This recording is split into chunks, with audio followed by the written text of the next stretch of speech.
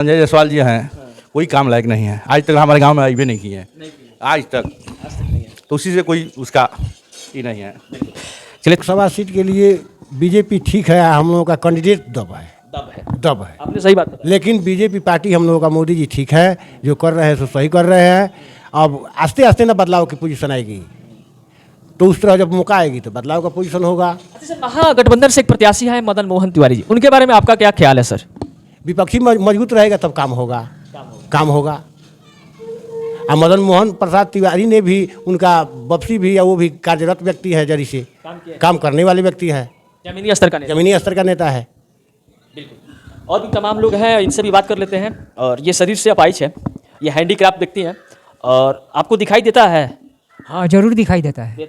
हाँ, पार्टी तो ठीक है। हमारे कार्यकर्ता उसमें जो जायसवाल साहब हैं, ये समझ गए हैं कि हमारे खानदानी है, पार्टी के नाम पर ही जीत रहे हैं। हाँ, अच्छा, पार्टी को इनको बदलाव नहीं करना चाहिए, आपको लगता है? बदलाव, आदमी का बदलाव, पार्टी का बदलाव समझ कर समाज करे। हाँ,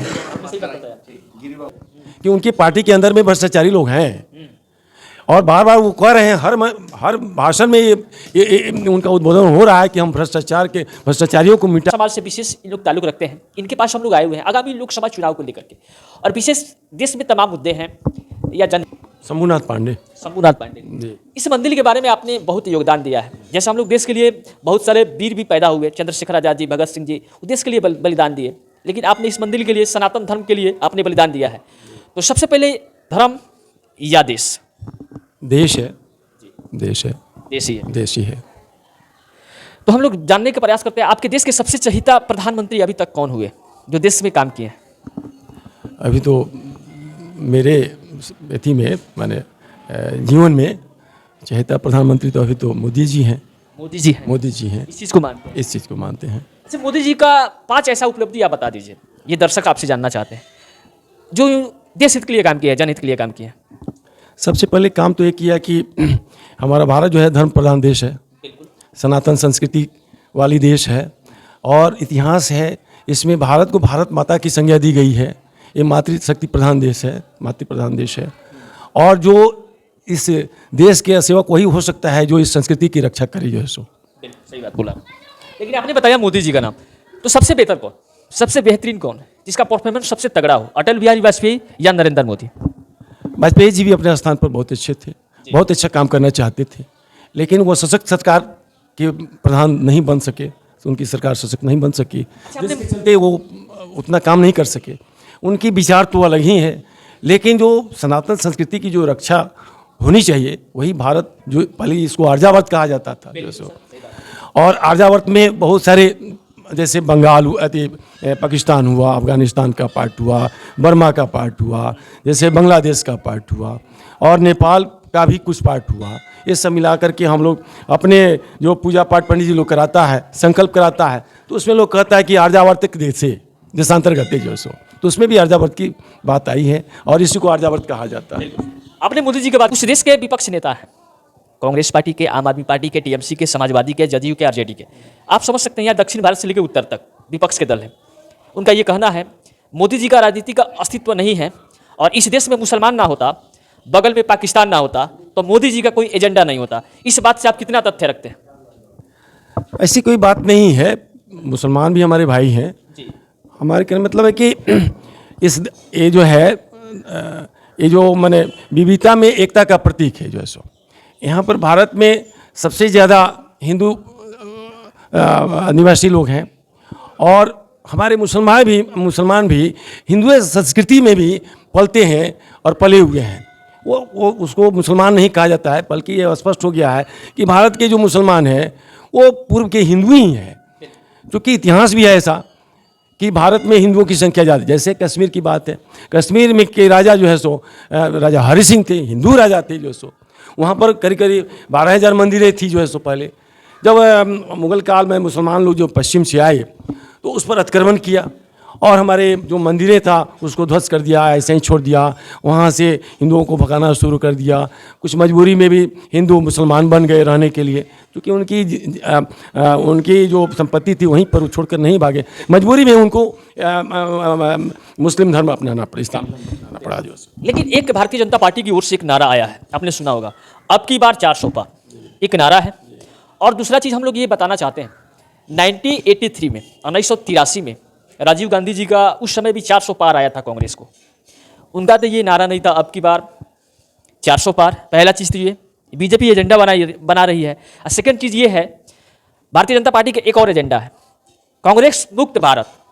ये सही है, अगर देश में विपक्ष ना रहे तो हम लोग को कुछ कोई भी चीज़ का, कोई भी योजना का हम लोग को पता लग सकता है क्या, देश चल जाएगा क्या? इसके बारे में आपको क्या कहना है? मैंने किसी भी के लिए किसी सरकार के लिए, किसी व्यक्ति के लिए विपक्ष का होना बहुत जरूरी है, जो विपक्ष होना जरूरी बहुत जरूरी है। लेकिन कांग्रेस की जहाँ बात है, कांग्रेस तो अपने आप ही धराशायी हो गई है, उसको कोई धराशायी किया नहीं है, क्योंकि कांग्रेस अपने आप में धराशायी हो गई, क्योंकि वो परिवार की पार्टी बनी हुई है और परिवार में ही सिमट कर रह गई है। जो परिवार के बारे में, वंशवाद के बारे में, क्या इस चीज़ से आप नहीं मानते हैं भारतीय जनता पार्टी में भी वंशवाद है, नेपोटिज्म है, परिवारवाद है? आप कहिए तो हम नाम गिनवा देते हैं। जैसे परिवार से तो कोई अलग नहीं है। ठीक है, आपने बताया, हमने आपको नाम हम गिनवा देते हैं। पहला चीज़, राजनाथ सिंह के लड़के विधायक हैं, अमित शाह के लड़के BCCI का अध्यक्ष हैं, जयशाह जी हैं, इनके बेटे संजय, इनके परिवार में लगातार मेंबर ऑफ पार्लियामेंट लोग चुने जाते हैं। क्या इनके जगह पर कोई दूसरा आदमी का स्थान नहीं होना चाहिए? इस बात से आप कितना तथ्य रखते हैं?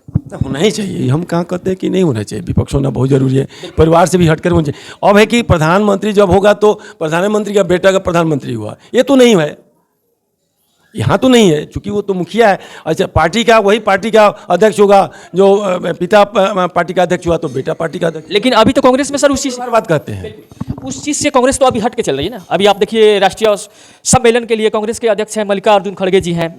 इससे पहले प्रधानमंत्री डॉक्टर मनमोहन सिंह बने हुए थे, उनके परिवार के तो नहीं थे वो। इसके अलावा भी बहुत सारे मुद्दे हैं देश में, सब तमाम मुद्दे हैं। लेकिन क्या मोदी जी हैं या नहीं है, क्या उससे परहेज करते हैं?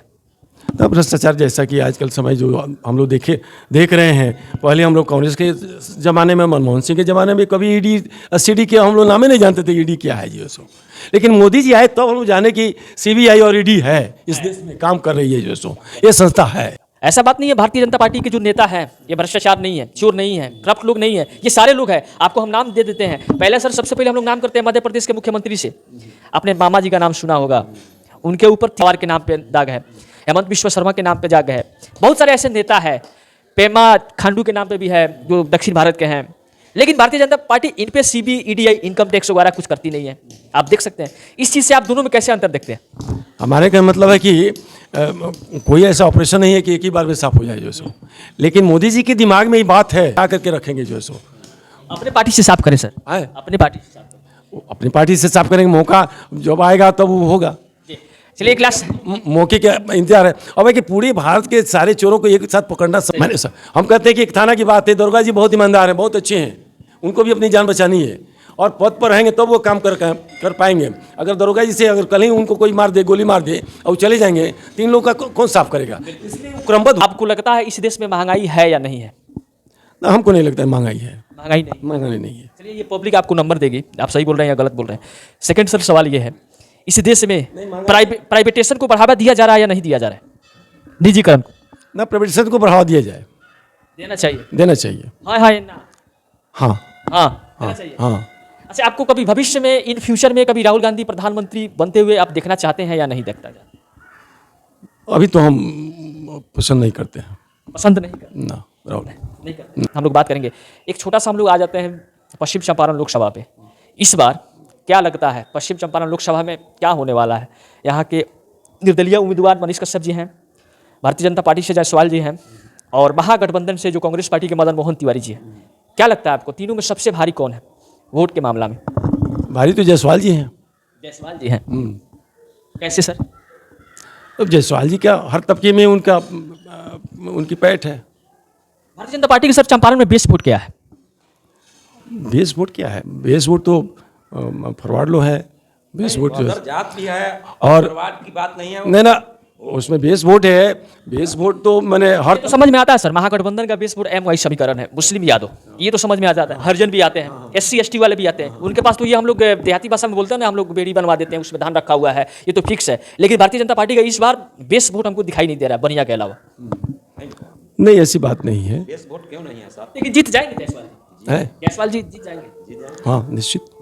आपको क्या लगता है, मेंबर ऑफ पार्लियामेंट जायसवाल जी हमेशा एक ही परिवार के लोग आते हैं, ऐसा होना चाहिए क्या? चंपारण का विकास हो पाया है? अपने दिल से बताइएगा, लोग आपसे सुनना चाहते हैं। चंपारण का विकास तो जैसे होना चाहिए वैसे नहीं हो पाया है, ये बात तो सही है। इस बात को मानते हैं। हाँ, इस बात को मानते हैं। अच्छा, विकास का दर बदलाव नहीं होगा तब तक विकास नहीं होगा क्षेत्र में, तो आप लोग क्यों जायसवाल का सपोर्ट कर रहे हैं? इसके अलावा और भी चेहरा है, उनको भी मौका देना चाहिए आप लोग को। जायसवाल को सपोर्ट नहीं कर रहे हैं बल्कि मोदी जी को सपोर्ट कर रहे हैं। जो वो भारतीय जनता पार्टी से के टिकट पर लड़ रहे हैं, इसलिए उनको हम लोग सपोर्ट कर रहे हैं। क्या एक सीट से सरकार बन बिगड़ सकती है क्या? हाँ, तो 400 का नारा है, तो बेतिया का आप लोग को देखना चाहिए, कोई अच्छा कैंडिडेट को देखना चाहिए, हमेशा के लिए गरीबों के साथ हो, गरीबों का मसीहा हो, काम करे। सबसे पहले है कि देश बचाना है।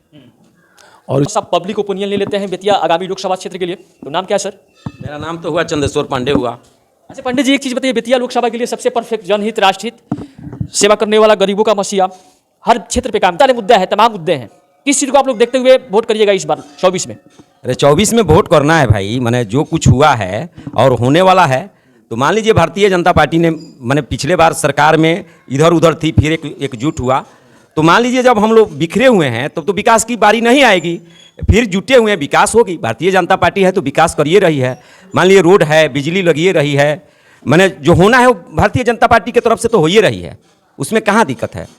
ये बताइए कि 500 बरिस से रामलला के लिए आज बीजेपी एक हैं, कहाँ छांट रही है? बीजेपी किसी को छांट रही है? बीजेपी तमाम लोग हैं सर, विपक्षी दल के नेता ये पूछते हैं क्या राम मंदिर बन जाने से देश के युवा को रोजगार मिलेगा क्या? रोजगार तो मिल ही रही है, जो जैसा पढ़ा है वैसा मिल रहा है।